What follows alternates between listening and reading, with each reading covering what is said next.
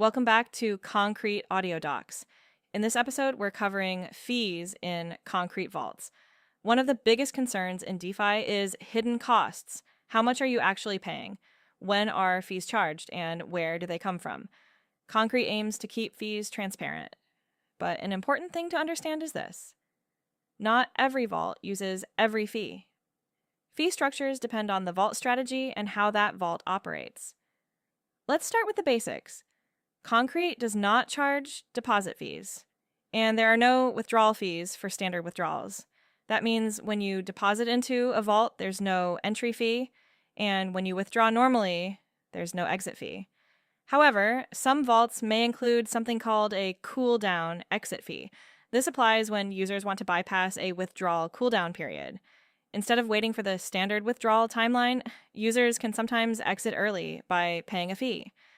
That fee usually ranges between 0 and 1% of the position, and importantly, the closer the cooldown gets to finishing, the smaller the fee becomes.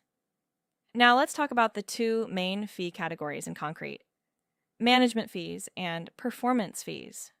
Management fees are annualized charges based on the vault's assets under management, sometimes called AUM.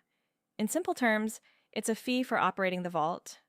Most concrete vaults use a standard management fee of around 1.5% annually. However, actual rates depend on the vault. Some may charge less, others may charge more.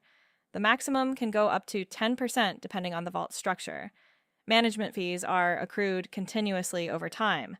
Next is the performance fee. Unlike management fees, performance fees are only charged when strategies generate net positive returns. In other words, if there are no gains, there is no performance fee.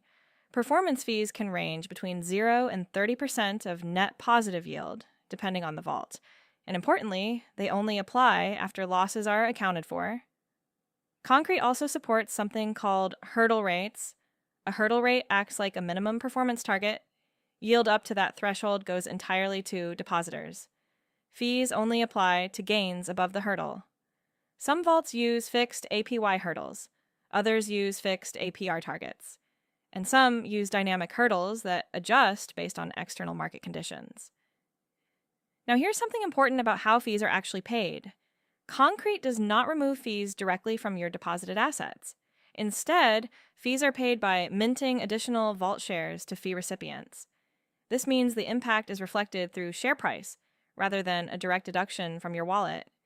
In practice, this creates proportional dilution across shareholders. And because everything happens on-chain, fee activity remains transparent and observable. So how do fees actually accrue? The process happens during yield accrual in 3 main steps. First, the vault checks strategy performance. Current strategy value is compared against previously recorded value. Second, management fees are calculated based on total assets and elapsed time. And third, performance fees are calculated, but only if the vault produced net positive yield after losses.